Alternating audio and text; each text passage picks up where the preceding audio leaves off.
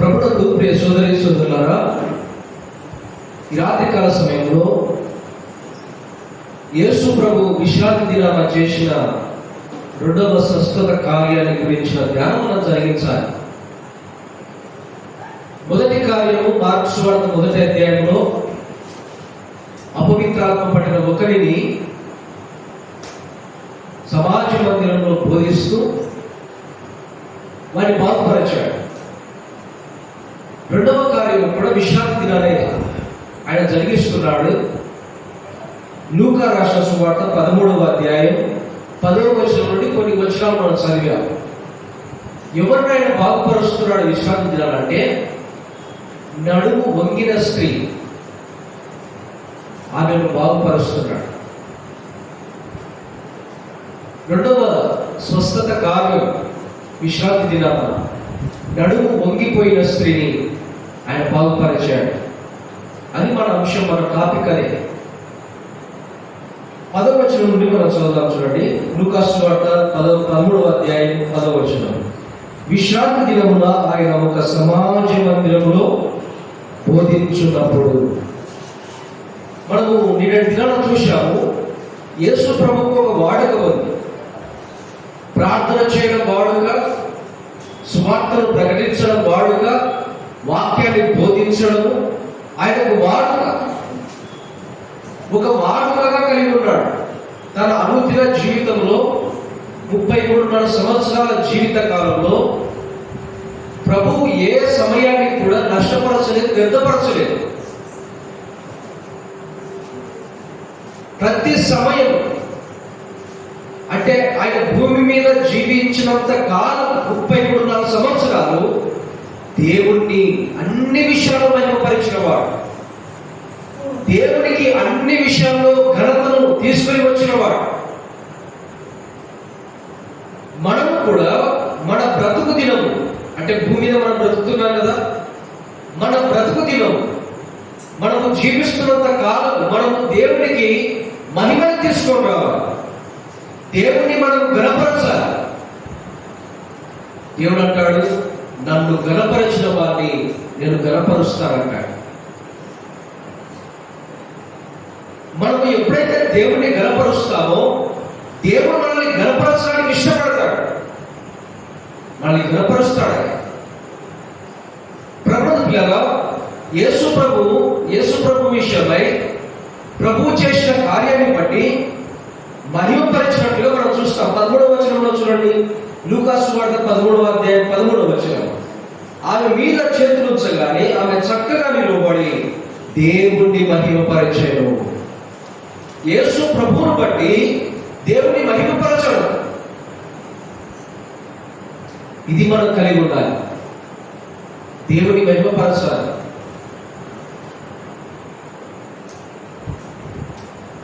ప్రభు విషయంలో మనం చూస్తాం. యోహాను సువార్త ఒక మాట మనం చదువుదాం. చూడండి, యోహాను రాసిన సువార్త 17వ అధ్యాయం. యోహాను రాసిన సువార్త 17వ అధ్యాయం 4వ వచనం. చేయుటకు నీవు నాకు ఇచ్చిన పని నేను సంపూర్ణంగా నెరవేర్చి భూమి మీద నిన్ను మహిమపరిచితిని. యేసు ప్రభు కలువరి శిలువ మరణానికి వెళ్ళేటప్పుడు ఆయన కనులెత్తి ప్రార్థన చేశాడు. ఈ ప్రార్థన చాలా అద్భుతమైనది. దేవుడితో ఆయన మాట్లాడుతున్నాడు. దేవుడితో సమానుడు కాబట్టి దేవుడితో సమానంగా చేసుకుంటూ మాట్లాడుతున్నాడు. ఇక్కడ అద్వితీయ సత్యదేవుడైన నీవు పంపిన యేసు క్రీస్తును నమ్ముటయే వారికి నిత్య జీవం అంటాడు. అంటే దేవునికి ప్రార్థన చేసేటప్పుడు తన నామాన్ని తెలియజేశాడు. దేవుడితో తన నామాన్ని చెప్పాడు. యేసు క్రీస్తు అను నామం, ఈ నామం అన్ని నామముల కన్నా పై నామం. ఇంకా ఏ నామము లేదు. ఎందుకంటే యేసు ప్రభు భూమి మీద దేవుని మహిమపరిచాడు. ఉన్నతమైన స్థానాన్ని విడిచిపెట్టి దేవుడితో సమానంగా ఉండే భాగ్యాన్ని విడిచిపెట్టి ఆయన తగ్గించుకొని వచ్చాడు. తగ్గించుకొని వచ్చి భూమి మీద దేవుణ్ణి మహిమపరిచాడు. దేవుడు ఏం చేశాడు? దేవుడు కూడా యేసు ప్రభువును మహిమపరిచాడు. ఎలా మహిమపరిచాడో తెలుసా? ఫిలిప్పీ పత్రిక 2వ అధ్యాయంలో చాలాసార్లు మనం చదివాము. భూమి మీద ఉన్నవారైతేనేమి, భూమి కింద ఉన్నవారు కదా, అది ఏదైనా సరే, ఎవరైనా సరే, ప్రతి మోకాలు యేసు ప్రభు నామమును వంగాలి. ప్రతి నామముగా యేసు క్రీస్తు ప్రభువుని ఒప్పుకోవాలి. అన్ని నామముల కన్నా పైనామముగా యేసు ప్రభువును దేవుడు హెచ్చించాడు. ఇది యేసు ప్రభుకి ఇవ్వబడిన ఆధిక్యత. ప్రభుత్వ పిల్లరా, దేవుని మనం మహిమపరచాలి, అప్పుడు దేవుని మనం ఘనపరచాలి, అప్పుడు దేవుడు మనల్ని ఘనపరుస్తాడు. యేసు ప్రభు ప్రతి విషయంలో దేవుడిని ఘనపరచిన వాడు. విశ్రాంతి దినాన ఆయన మరలా సమాజ మందిరంలోకి వెళ్ళాడు. ఆయన మరలా బోధిస్తున్నాడు, ఒక వాడిక కలిగి ఉన్నాడు. ఇక్కడ 2వ కార్యము అంటే విశ్రాంతి దినాన ఆయన స్వస్థపరిచిన 2వ కార్యాన్ని మనం ఇక్కడ చూస్తాం. 11వ వచనం, లూకా సువార్త 13వ అధ్యాయం 11వ వచనం. 18 ఏళ్ల నుండి బలహీనపరచు దయ్యము పట్టిన ఒక స్త్రీ అచట ఉండేను. ఆమె నడుము వంగిపోయి ఎంత మాత్రము చక్కగా నిలవబడ లేకుండేను. కొన్ని సందర్భాల్లో దేవుడు అంటే ఇలా రాయించడానికి ఇష్టపడ్డాడు. 12 సంవత్సరాల నుండి రక్తస్రావ రోగము చేత బాధపడుతున్న స్త్రీ అని రాయించాడు. చాలా సంవత్సరాలు, 12 సంవత్సరాలు చాలా తీవ్రమైన రోగము చేత అనేక వైద్యుల చేత తిప్పలు పడింది, నయం కాలేదు. సంకటపడింది, మరింత సంకటపడింది. రోగము బాగుపడలేదు, ఇంకా ఎక్కువైపోయింది రోగమే. 12 సంవత్సరాల నుండి బాధపడుతున్న స్త్రీ. యోహాను సువార్తలో మనం చూద్దాం. బేతెస్దా కొన్నిటి దగ్గర ఎన్ని సంవత్సరాల నుండి కూర్చున్నాడు? 38 ఏళ్ల నుండి. ఇక్కడ కూడా సంవత్సరాలు రాయబడింది. అంటే వారు బాధింపబడుట, రోగము చేత బాధపడుట పర్టికులర్గా దేవుడు రాయించాడు. ఇక్కడ కూడా 18 సంవత్సరాల నుండి అంటే దయ్యము చేత బాధింపబడుతున్న స్త్రీ. అపవాది ఎక్కడ దాడి చేస్తున్నాడంటే ఈమె వెన్నెముక మీద దాడి చేస్తున్నాడు. నడుము ఉంగిపోవడం అంటే నడుము ఎప్పుడు ఉంగిపోతుందండి? నడుము ఎప్పుడు ఉంగిపోతుంది? నడుము వెన్నెముకలో సత్తువ లేనప్పుడు,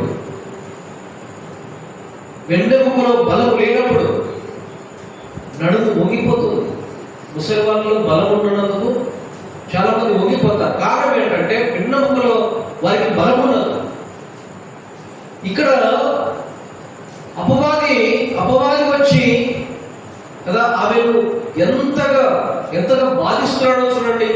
వెన్నెముక మీద ప్రభావం చూపుతూ, వెన్నెముక మీద ప్రభావం చూపిస్తూ ఆమెలో దొరబడి చాలా తిప్పలు పెడుతున్నట్లుగా మనం చూస్తాం. చాలా బాధింపబడుతుంది. 11వ వచనంలో మనం చదవాలి. లూకా సువార్త 13వ అధ్యాయం 11వ వచనం.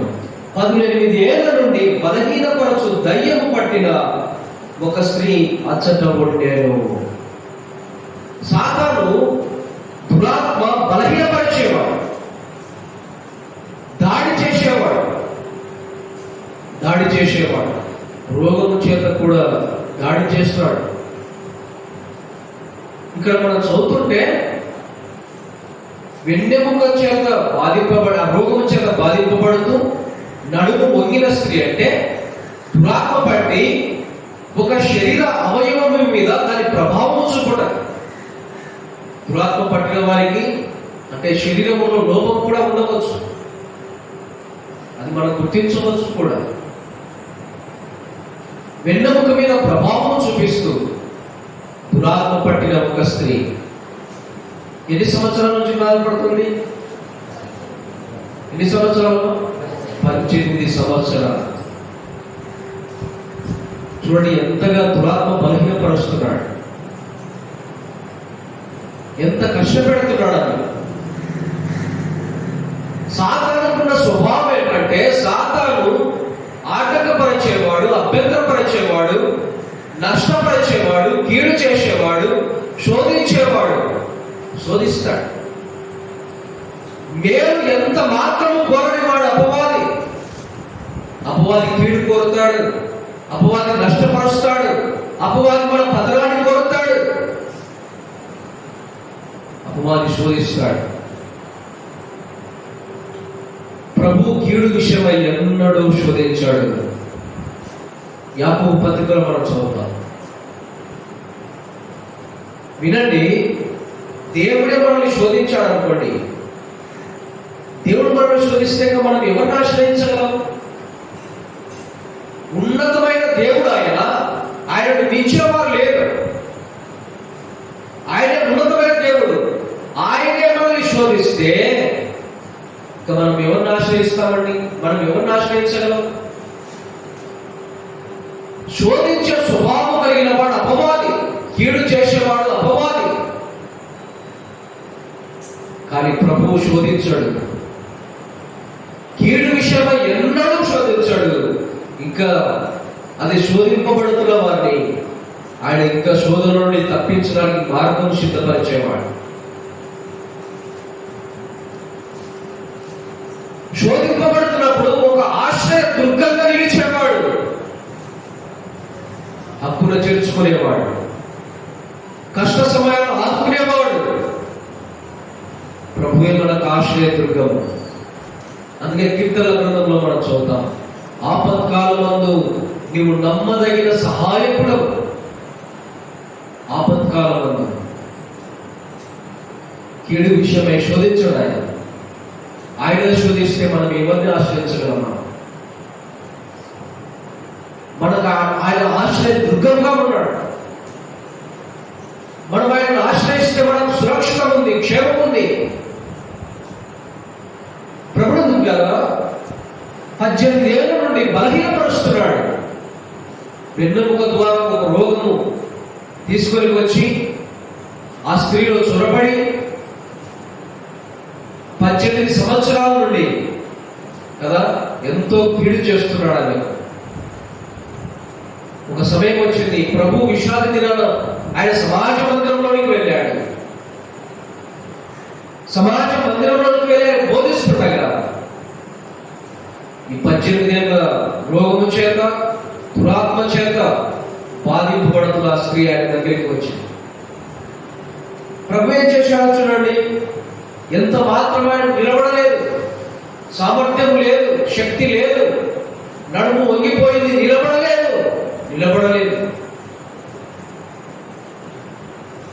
ప్రభు ఆమె దగ్గరికి వచ్చాడు. రాత్రి కాలం వేళ ఆమె నిలబడలేదు అనే విషయం మనం చూస్తున్నాం కదా. మన స్థితి కూడా ఇదే.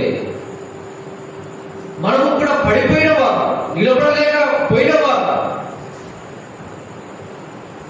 ఈమె వంగిపోయింది, నిలబడలేని స్థితిలో ఉంది.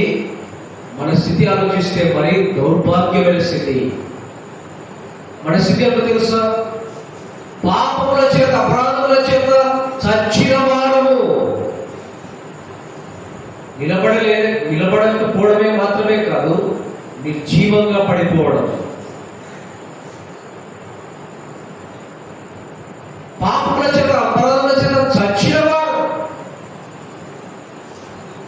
అయితే అట్టి మన దేవుడు కనికరాన్ని చూపాడు. తన ప్రియ కుమారుడైన యేసు ప్రభువును మనకు బహుమానంగా ఇచ్చాడు.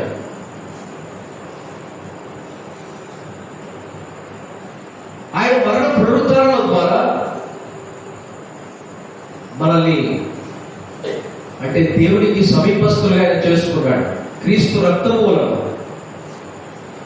మనం ఒకప్పుడు దూరస్తులము, అయితే ఇప్పుడు దేవునికి సమీపస్తులుగా మనం చేయబడిన వారు. నిలబడలేని స్థితిలో ఉన్న వారము, అయితే ఇప్పుడు మనల్ని మనల్ని స్థిరంగా నిలబెట్టాడు ఆయన. ఎందుకంటే ఆయన ఎందు విశ్వాసం వచ్చిన వారు కాబట్టి.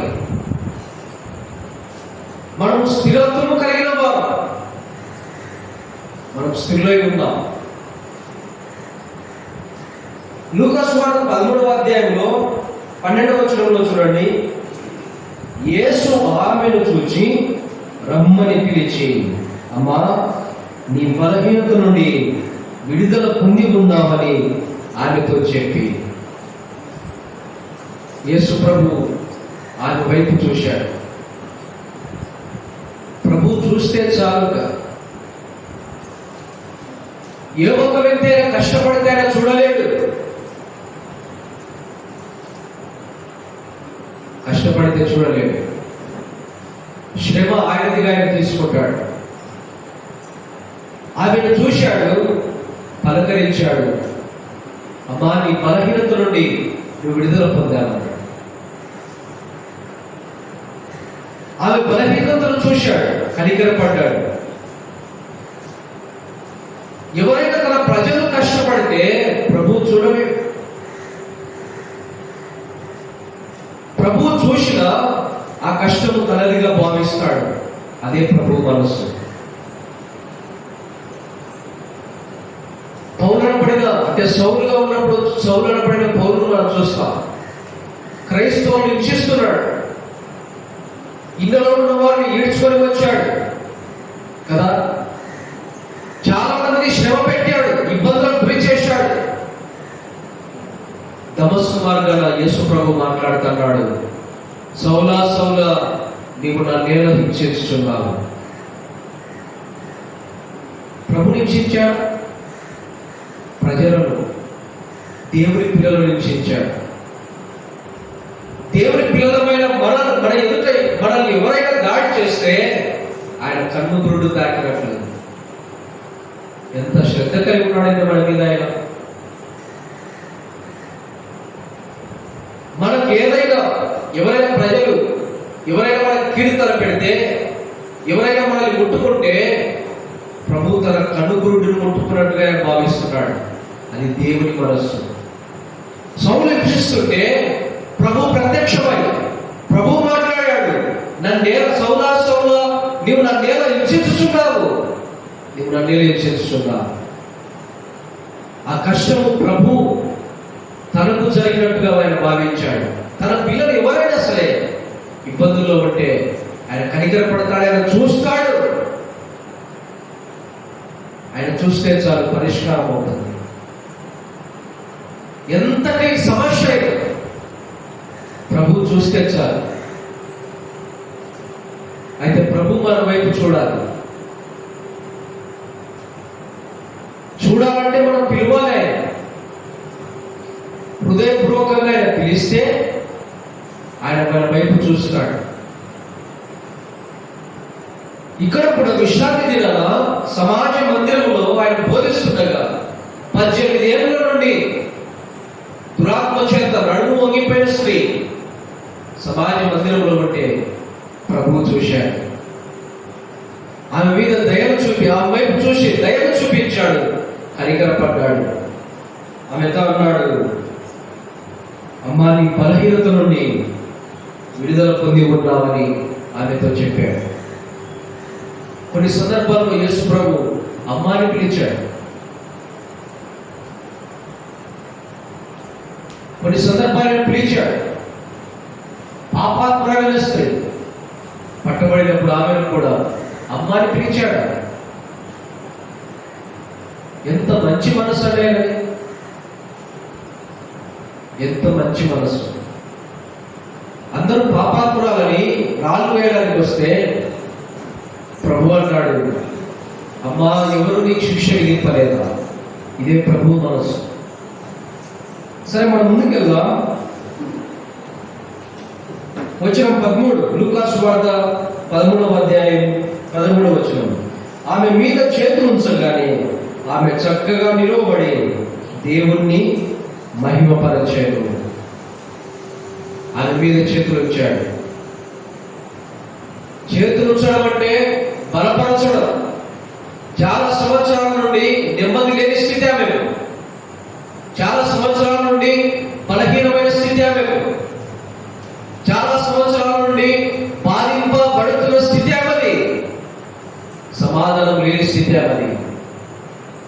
ప్రభు ఎంతగా ఆదరించాడు, ప్రభు ఎంతగా బలపరిచాడు, ఆమె మీద చేతులు ఉంచాడు, ఆమె మీద చేతులు ఉంచాడు. కుష్ఠరోగి విషయమే ఇప్పుడు చూడండి, మత్తయి సువార్త 8వ అధ్యాయం మనం చదువుతాం. కుష్ఠరోగి అంటే ప్రభు ఆయన దగ్గరికి వచ్చినప్పుడు, కుష్ఠరోగి దగ్గరికి వచ్చినప్పుడు, ప్రభువా నీకు ఇష్టమైతే నన్ను శుద్ధిగా చేయండి. ప్రభు ఏమన్నాడు? చెయ్యి చాపి వాడిని ముట్టాడు. స్వస్థపరచడానికి కంటే ముందుగా వాడిని తాకి ముట్టాడు, బాగుపరిచాడు.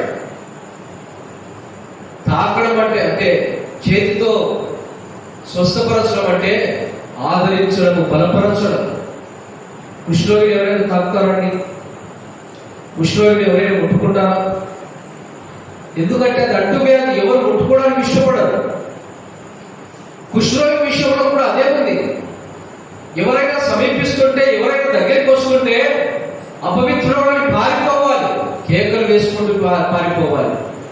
దగ్గరికి వచ్చేవారు కాదు కదా, ప్రేమించేవారు లేదు.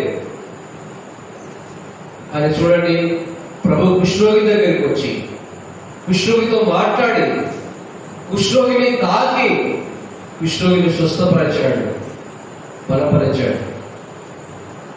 రాత్రి కాలంలో బలపరిచే ప్రభు ఉన్నాడు, ఆదరించే ప్రభు ఉన్నాడు,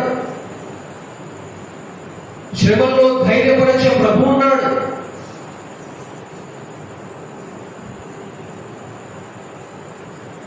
చాలాసార్లు మనకు శ్రమ కలిగినప్పుడు, ఇబ్బంది కలిగినప్పుడు మనుషులను మనం ఆశ్రయిస్తాం.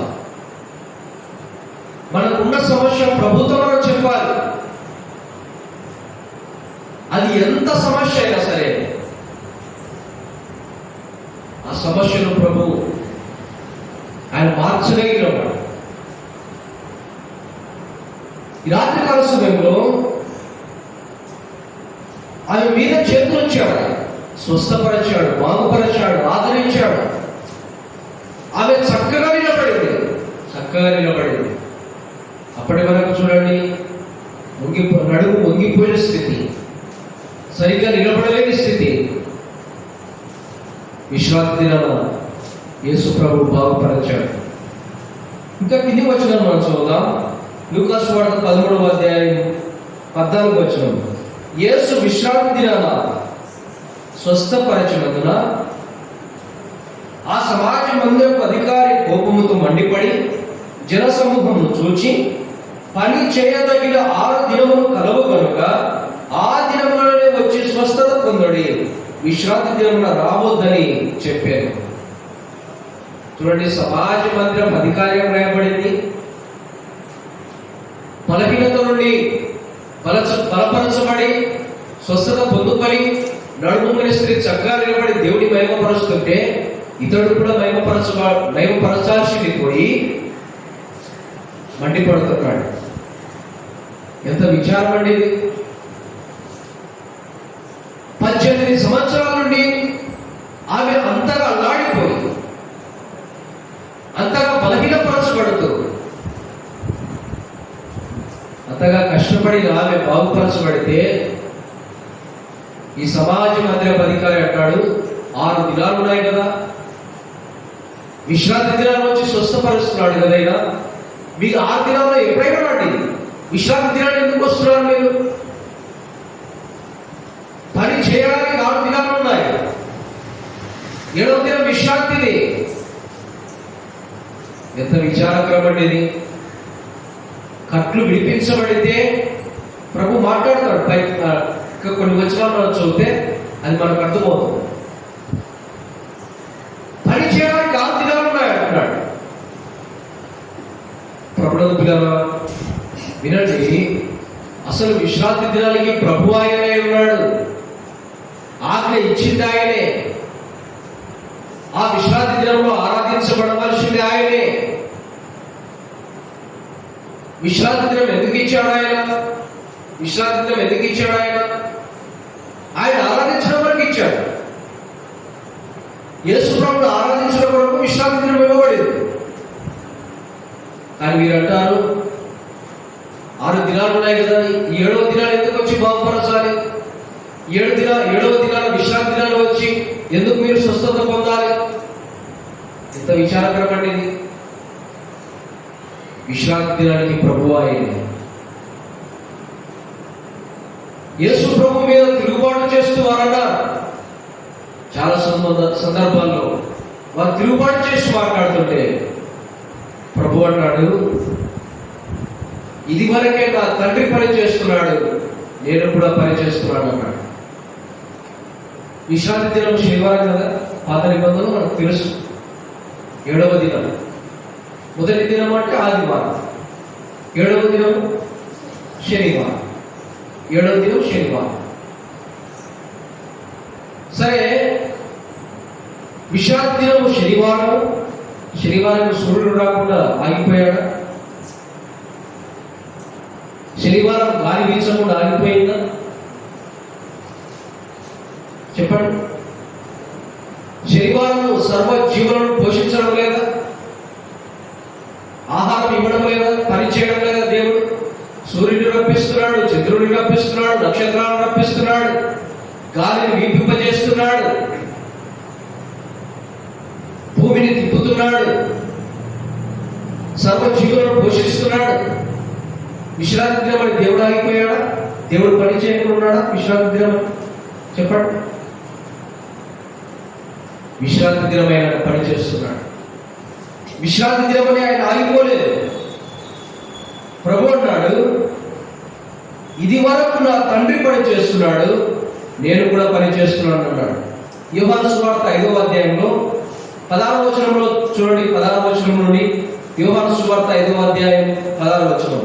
ఈ కార్యము విశ్రాంతి దినమున చేసినందున యూదులు యేసును హింసించిరి. 17వ వచనం. అయితే యేసు, నా తండ్రి ఇది వరకు పని చేయుచున్నాడు, నేను పని చేయుచున్నానని వారికి ఉత్తరం ఇచ్చాను. చూసారా యేసు ప్రభు ఎంత బాగా చెప్పాడు. విశ్రాంతి దినమని దేవుడు పని చేయడం ఆగిపోలేదు. దేవుడు అన్ని పనులు చేస్తున్నాడు. తండ్రి ఎలాగైతే పని చేస్తున్నాడో నేను కూడా పని చేస్తున్నాడు. కారణం ఏంటంటే నేను కూడా ప్రభువును. విశ్రాంతి దినానికి ప్రభువును నేను. విశ్రాంతి దినాన ఆరాధించాల్సి వస్తే మీరు నన్ను ఆరాధించాలి అంటున్నాడు ఆయన. అది యూదులకు కోపం, అందుకే ఆయన హింసించారు. చూడండి, యేసు ప్రభు ఎంత ఓర్పును కనపరుస్తున్నాడు. ఆయన హింసించినా ఓర్చుకున్నాడు, దూషిస్తున్నా ఓర్చుకున్నాడు. ఆయన పేతురు రాసిన మొదటి పత్రికలో మనం ఎలా చదువుతాం, మనం మాట చదువుతాం కదా, ఆయన దూషింపబడి బదులు దూషించేవాడు కాదు ఆయన కదా, శ్రమ పెట్టబడి బెదిరింపక న్యాయంగా తీర్పు తీర్చు దేవునికి తను తాను అప్పగించుకోలేదు. దూషింపబడ్డాడు, బదులు దూషించిన వాడు కాదు. శ్రమ పెట్టబడ్డాడు, ఆయన శ్రమ పెట్టడానికి ఇతరులను ఇష్టపడలేదు. మనం ఏంటంటే చాలాసార్లు మనల్ని ఎవరైనా దూషించారనుకోండి, మనం ఓర్చుకుంటామండి. ఒక మాట అన్నాడు అనుకోండి, ఎవరైనా తిరిగి 100 మాటలు అంటాం. మనకు ఒక కీడు, ఒక నష్టం చేశారనుకోండి ఎవరైనా, మనం ఏం చేస్తాం? మనం అతని నష్టాన్ని, అతని పతనాన్ని మనం కోరుతాం.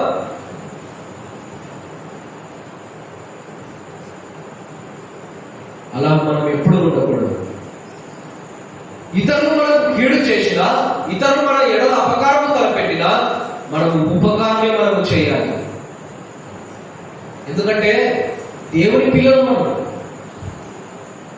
ప్రభు ఎంత ఓర్పును కనపరిచాడో, ప్రభు ఎంత సహనాన్ని కనపరిచాడో, ప్రభు పిల్లలమైన మనము అంతే ఓర్పు, అంతే సహనాన్ని మనం కనపరచాలి. అంతే ప్రేమను మనం కనపరచాలి. దూషిస్తే, ఎవరైనా మనం దూషిస్తే మనం తిరిగి దూషించాల్సిన అవసరం లేదు. ఎవరైనా మనల్ని కీడు చేస్తే, ఎవరైనా మనకు శ్రమ పెడితే మనం తిరిగి దాన్ని అంటే పగ తీర్చుకోవాల్సిన అవసరం లేదు. క్షమించాలి, ఓర్చుకోవాలి, సహించాలి.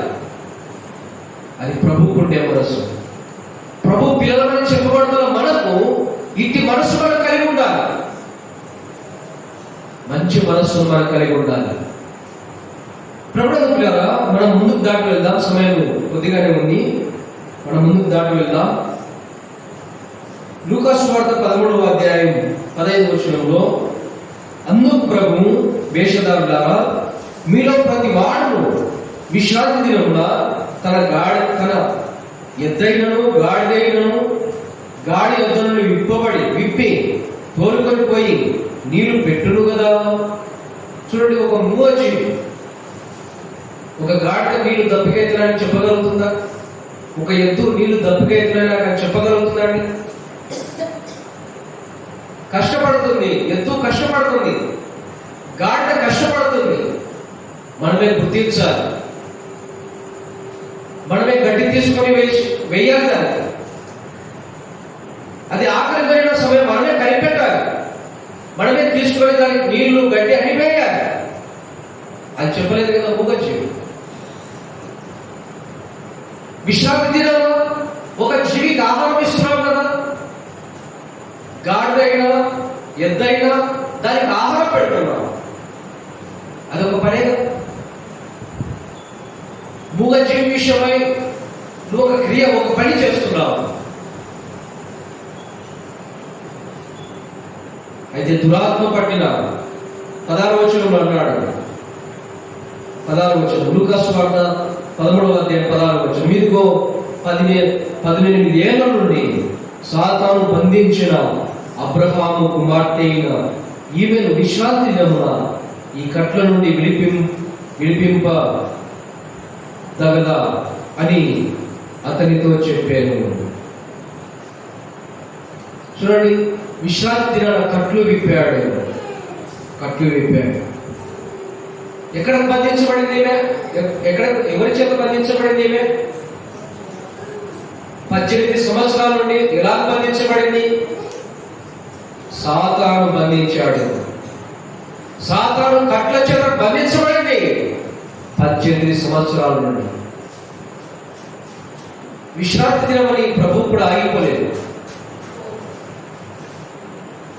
కట్ల చేత ఉందని, బంధింపబడింది ఉందని, దురాత్మ చేత బాధింపబడుతుందని విశ్రాంతి దినమని ప్రభు కూడా ఆగిపోలేదు. మానవులుగా ఉన్న మనమే ఒక మూగజీవి ఆకలి ఉన్నప్పుడు ఏదైతే దానికి ఆహారం సమకూరుస్తున్నామో, మానవులకి ఇంత శ్రద్ధ ఉంటే ప్రభు విశ్రాంతి దినం ఆగిపోతాడు. ప్రభు విశ్రాంతి దినం ఆగిపోలేదు. బంధింపబడిన ఆమె మీద, సాతాను కట్ల చేత బంధింపబడిన ఆమె మీద విశ్రాంతి దినాన్ని ఆగిపోలేదు. ఆయన విశ్రాంతి దినానికి ఆయనే ప్రభువు కాబట్టి. ప్రభుత్వ ధర్మశాస్త్రాన్ని మీరడం లేదు, ఆయన ధర్మశాస్త్రాన్ని పాటిస్తున్నాడు. ఆయన ఎలా మీరుతాడని ఆయన ధర్మశాస్త్రం రాసిచ్చితే ధర్మశాస్త్రాన్ని పాటించినవాడు, ధర్మశాస్త్రం అంతటినీ పాటించినవాడు. ఈ ధర్మశాస్త్రాన్ని ఎవరు పాటించలేదు. ఏ మనుషునికి సాధ్యం కాదు ఇది. ధర్మశాస్త్రం అంతటినీ పాటించగలిగిన వాడు, నెరవేర్చగలిగిన వాడు యేసు ప్రభువు మాత్రమే. ఆయన ఎన్నడూ దేవుని మాటను మీరడు, దేవునికి వ్యతిరేకమైన కార్యము చేయడు, దేవుని చిత్తాన్ని నెరవేరుస్తాడు. ఇక్కడ సాతాను చేత బంధించబడిన ఈ స్త్రీని విడిపించుట దేవుని చిత్తము కాబట్టి ఆయన బాగుపరిచాడు. విశ్రాంతి దినాన్ని మీరడం లేదు, విశ్రాంతి దినాన్ని ఆయన పాటించాడు. ప్రభుత్వ పిల్లరా, సాతాను చేత బంధించబడిన అబ్రహాము కుమార్తె అయిన ఆమెను విడిపించాడు. ఇది మనం గుర్తించాలి. సాతాను చేత బంధించబడింది, మనము కూడా బంధింపబడిన వారిని. అబ్రహాము కుమార్తె అయిన ఈ స్త్రీ 18 ఏళ్ల నుండి ఎలాగైతే అపవాది చేతిలో బంధించబడిందో, మనము కూడా బంధించబడిన వారమే. దేనిలో బంధించబడ్డా మనం? దేని చేత బంధించబడిన వారు మనం అంటే పాపము చేత బంధించబడిన వారు. పాప దాస్యంలో ఉన్నవారు. దాస్యత్వం అంటే విడుదల లేకుండా బంధించబడడం. మనము కూడా పాప దాస్యంలో ఉన్నవారు. పాప దాస్యత్వం ప్రతి విషయంలో పాప దాస్యము క్రింద ఉన్నవారు, బంధింపబడిన వారు. అయితే అట్టి మనల్ని ప్రభు విడిపించాడు, విమోచించాడు. ఇలా విడిపించాడు ఆయన, ఇలా విమోచించాడు ఆయన. తన రక్తాన్ని కార్చి, తన ప్రాణాన్ని మన కొరకు సమర్పించి, నోటి మాటతో పాపాన్ని పోగొట్టలేదు ఆయన. తన స్వరక్తం ఇచ్చాడు. పాపము పోగొట్టడం కొరకు తన స్వరక్తం ఇచ్చాడు. తన పరిశుద్ధ రక్తాన్ని ఇచ్చాడు. పాప దాస్యంలో ఉన్న మనల్ని విడిపించడం కొరకు తన స్వరక్తాన్ని యేసు ప్రభు ఇచ్చాడు. ఆయన తన రక్తము కార్చకపోతే, ఆయన తన ప్రాణం పెట్టకపోతే మనం ఇంకా అపవాది చేతిలో బంధించబడిన వారిగా ఉండేవారమే. అపవాది బంధకాల్లో బంధించబడి ఉండేవారమే మనం ఇంకా. చూడండి, అంటే యేసు ప్రభు మన ఎడల ఎంత కృప కలిగి ఉన్నాడు, మన ఎడల ఎంత ప్రేమ కలిగి ఉన్నాడు. ఆయన పాపము చేత బంధించబడిన మనల్ని తన రక్తము చేత విడిపించాడు. తన అమూల్యమైన రక్తము చేత మనల్ని విమోచించాడు, విడిపించాడు. అందుకే మనం చూస్తాం, పాపము నుండి విమోచింపబడి ఇప్పుడు నీతికి మీరు దాసులైతే పాపము నుండి విడిపించబడ్డాం, పాపము నుండి విమోచింపబడ్డాం. ఎలా విడిపించబడ్డాం, ఎలా విమోచింపబడ్డాం? మన పాపానికి కావలసిన శిక్ష యేసు ప్రభు తన శరీరం అనుభవించాడు. మన ప్రస్తుత పాపం, మన గత పాపం, ప్రస్తుత పాపం, భవిష్యత్ పాపం, అన్ని పాపాలన్నీ కూడా యేసు ప్రభు శిలువ మరణం మీద భరించాడు. కొద్ది సమయం మనం ఏం చేస్తామో మనకు తెలియదు. చెప్తామండి, రేపటి దినాన మనం ఏం చేస్తామో మనం చెప్తామా? ఒక సంవత్సరం తర్వాత మనం ఏం చేస్తామో మనం చెప్తామా? ఒక సంవత్సరం తర్వాత ఇంకా దేవుడికి ఇష్టంగా మనం జీవిస్తామని చెప్పగలుగుతామా? చెప్పండి. మన అన్ని పాపముల కొరకు ఆయన శిక్ష అనుభవించాడు. మన బలహీనతలన్నీ ఆయన భరించాడు తన శిలువ ఎముక. ప్రభునందు పిల్లలు, రక్షణ ఎలా ఇస్తున్నాడంటే ఇది చాలా ఉచితమైనది. ఇంకా ఎందుకంటే పాపానికి శిక్ష ఆయన అనుభవించాడు, ఇంకా నేను ఏ విషయంలో ఆయన శిక్షించాలి? పాపానికి శిక్ష అనుభవిస్తే నీకు దేని మీద ప్రతీకారం చేయాలి? దేని విషయమైన నీకు నిత్యాగ్నిగుండానికి ఆయన పంపించాలి? చెప్పండి, ఒక కారణం చెప్పండి. దేవుడు ఎందుకు నిత్యాగ్నిగుండానికి నిన్ను పంపించాలి? నీ పాపానికి కావాల్సిన శిక్ష ఆయన అనుభవిస్తే నేను దేని విషయమైన ఆయన అగ్నిగుండానికి నిన్ను పంపించాలి? నీ ఎడల కనికరపడి నువ్వు పాపము చేస్తున్నా, దోషములు చేస్తున్నా, అపరాధము చేస్తున్నా, నీ ఎడల కనికరపడి మన పాప శిక్ష అంతా ఆయన భరిస్తే నీ మీద గొప్పడానికి ఏమైంది దేవుడికి? ఇంకా నిన్నెందుకు నరకానికి పంపించాలి? దేవుడు మనం నరకానికి పంపడానికి ఇష్టపడడం లేదా? మనం పరలోకానికి చేర్చడానికి ఆయన ఇష్టపడుతున్నాడు. మరి ఎందుకు మానవుడు నరకానికి వెళ్తున్నాడు అంటే ఒకే కారణం, యేసు ప్రభువునందు విశ్వాసం ఉంచకుండా పాపంలో జీవించి పాపంలోనే మరణిస్తున్నాడు. కాబట్టి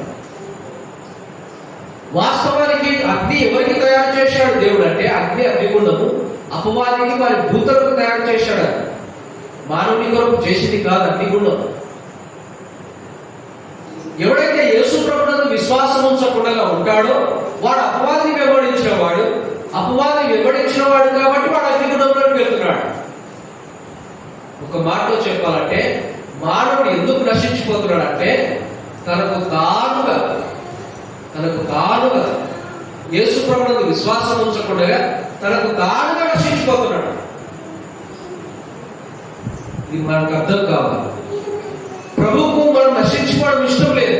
అందుకే అంటాడు, ఏ ఒక్కరు నశించిన నరకానికి వెళ్ళట ఆయనకి ఇష్టం లేదు. అందరూ అంతటా మారు మనసు పొందాలి, పాప క్షమాపణ పొందుకోవాలి. మనం నశించుకోవడం ఆయనకు ఇష్టం లేదు. రాత్రి కాలం ఇలా ఈ వాక్యం పెట్టినప్పుడు సోదరిస్తున్నాడు, ఇంకా పాపమందు నిలిచి ఉండడమా? పాపమందు నిలిచి ఉండడం అంటే యేసు ప్రభువును నమ్మకపోవడమే.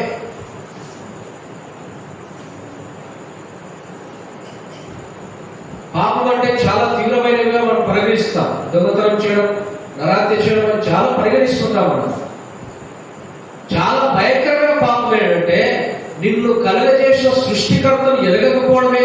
అది భయంకరమైన పాపం. భయంకరమైన పాపం.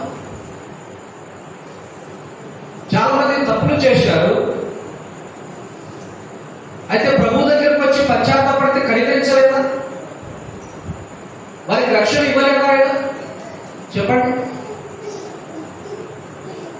దావీదు విషయంలో చూడండి, దావీదు విషయంలో, బత్షెబ విషయంలో,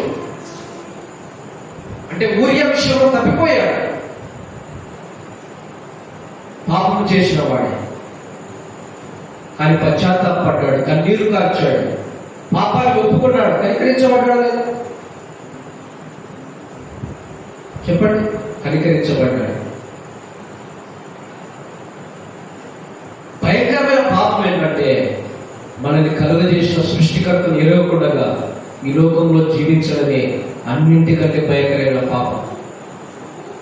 నిన్ను కలుగజేసిన సృష్టికర్త ఎవరో నువ్వు ఎరగకుండా జీవిస్తే ప్రయోజనమేమి? అదే భయంకరమైన పాపం. మనల్ని కలుగజేసిన సృష్టికర్త ఉన్నాడు, ఆయన ప్రభు అయిన యేసుక్రీస్తు. యోహాను సువార్త 1వ అధ్యాయంలో మనం చూద్దాం, కలిగి ఉన్నది ఏది ఆయన లేకుండా కలగలేదు. ఆకాశాన్ని విశాలపరిచిన వాడు, భూమిని కలగజేసిన వాడు, అన్నిటినీ సమస్తాన్ని కలగజేసిన వాడు ప్రభు అయిన యేసుక్రీస్తే. ఆయన మనం ఎరగాలి, ఆయనను సొంత రక్షకుడిగా అంగీకరించాలి. ప్రభుత్వ అబ్రహాము కుమార్తె కొన్ని సందర్భాల్లో మనం చూస్తాం. అబ్రహాము కుమార్తె అంటే, అబ్రహాము కుమారుడు అంటే ఒకే భావం, విశ్వసించిన వాళ్ళని భావం ఉంది. లూకా సువార్త 19వ అధ్యాయంలో మనం చూద్దాం. ఎవరు కనపడతారు అక్కడ మనకు? జక్కయ్య విశ్వసించాడు. ప్రభు ఏమన్నాడు? ఇతడును అబ్రహాము కుమారుడే, నేను ఇంటికి రక్షణ వచ్చేది, ఇతడును అబ్రహాము కుమారుడే అన్నాడు. అబ్రహాము కుమారుడు అనగా విశ్వసించిన వాడు. ఇక్కడ కూడా అబ్రహాము కుమార్తె అంటే ప్రభువునందు విశ్వాసం వచ్చింది. ఇప్పుడు విశ్వసించిన మనము కూడా ప్రభువుకు పిల్లలుగా చేయబడతాం. నేను ముగిస్తాను. 17వ వచనం ఒకటి చదివి మనం ముగింపు చేద్దాం. లూకా సువార్త 13వ అధ్యాయం 17వ వచనం. ఆయన ఈ మాటలు చెప్పినప్పుడు ఆయన ఎదిరించిన వారందరూ సిగ్గుపడి, అయితే జనసమూహం అంతయు ఆయన చేసిన కార్యములన్నింటినీ చూచి సంతోషించారు. ప్రభుత్వ పిల్లలు చాలా మంది ఎదిరించలేకపోయారు. ఇంకా యేసు ప్రభు చేసిన కార్యం అది దేవుడికి మహిమకరమైనది. యేసు ప్రభు చేసిన కార్యం అది గొప్పది కాబట్టి ఎవరు ఎదిరించలేకపోయారు. ఎదిరించకపోవడమే కాక ఆయన చేసిన కార్యాన్ని బట్టి గర్వపరిచారు, సంతోషించారు. వినండి, ప్రజలందరూ ప్రభు చేసిన కార్యాన్ని బట్టి సంతోషించారు. విశ్రాంతి దినమైనప్పటికీ కూడా ప్రభు ఆగిపోలేదు. కట్ల చేత బంధించబడిన అబ్రహాము కుమార్తె అయిన ఆమె 18 సంవత్సరాల నుండి నడుముంగిపోయిన స్త్రీని ఆయన బాగుపరిచాడు. నేను ముగింపులో ఉన్నాను. మొదటగా అంటే యేసు ప్రభు విశ్రాంతి దినాన చేసిన ఎన్ని కార్యాలని? 7 స్వస్థత కార్యాలు విశ్రాంతి దినానే చేశాడు. కారణం ఏంటంటే విశ్రాంతి దినానికి ఆయన ప్రభువు కాబట్టి. మొదటి కార్యం మనం చూసాం. ఏం చేశాడు ఆయన విశ్రాంతి దినాన? మొదటగా అపవిత్రాత్మ పట్టిన ఒకరిని విశ్రాంతి దినాలైన స్వస్థపరిచాడు, బాగుపరిచాడు. అది ఎన్నో కార్యం? మొదటి కార్యం. ఇదన్నీ మీకు నోటెడ్ కావాలి. ఎందుకంటే మా స్థానిక సంఘంలో కళ్ళు లేని హృదయాలు చెప్తుంది, చదువు లేదు. మీరు ఎందుకు చెప్పలేదు? మీరు కూడా చెప్పాలి. 7 అయిపోయేసరికి మీరు కూడా నోటెడ్ కావాలి, మీరు కూడా చెప్పాలి. అపవిత్రాత్మ పట్టిన వారిని బాగుపరిచాడు. ఇది మొదటి కార్యం. రెండవది, నడుము వంగిన స్త్రీని యేసు ప్రభు బాగుపరిచాడు. ఇది ఎన్నో కార్యం? రెండవ కార్యం. తర్వాత మూడవ కార్యం, నాలుగవ కార్యం వాటిని ప్రభుచితమైతే మళ్ళా ఒక సమయం మనం కేటాయించుకొని ఆ సమయంలో మనం వాటిని ధ్యానం చేద్దాం. ప్రభు లేఖన భాగాలు ఆయన మన వినికిలో దీవించి ఆశీర్వదించుగాక. చిన్న ప్రార్థన చేద్దాం. పరిశుద్ధుడైన మా తండ్రి, కృపాల మా దేవ, ఘనమైన గొప్ప దేవుడని నేను స్తుతిస్తున్నా. ప్రభువా, మీరు చేసిన ప్రతి మేలు ఉపకారంగా నేను స్తుతిస్తున్నా. ప్రత్యేకంగా ఈ రాత్రికాల సమయంలో నీ సన్నిధిని ప్రేమించి రాగలిగిన ప్రతి ఒక్కరిని దీవించండి, ఆశీర్వదించండి. వారి కుటుంబాలను దీవించండి, ఆశీర్వదించండి. రాలేక ఆగిపోయిన వారు ప్రభా, నీ సన్నిధికి దూరంగా ఉన్న వారిని కూడా కటాక్షించండి. మీ సన్నిధిని పోగొట్టుకోనక, నిర్లక్ష్యంగా ఉండక, మీ సన్నిధిలో సంతోషించడం గొప్ప భాగ్యం వారు ఎంచుకొని మీ సన్నిధిలో వారు కూడా కనపడడానికి మీ కృపను అనుగ్రహించండి. విశ్రాంతి దినాల ప్రభా, మీరు చేసిన రెండవ కార్యం, ప్రభా, నడుమొంగిన స్త్రీ 18 సంవత్సరాల నుండి దురాత్మ చేత బాధపడుతుండగా ఆమె మీద కనికరపడి స్వస్థపరచబడుటను వివరించుటకు, ధ్యానించుటకు, ప్రభా, మీ మాటలను ఆనందించుటకు మీరు అనుగ్రహించిన ఈ మంచి సమయాన్ని బట్టి నేను స్తుతిస్తున్నా. ప్రభా, ఇక్కడ స్థానికంగా నిలిచి పనిచేస్తున్న మీ దాసుని దీవించండి.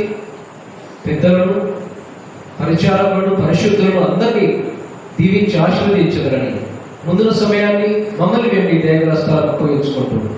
ప్రభు అయిన యేసు క్రీస్తు నామమున స్తుతించి ప్రార్థించి అడిగి వేడుకుంటున్నాము తండ్రి.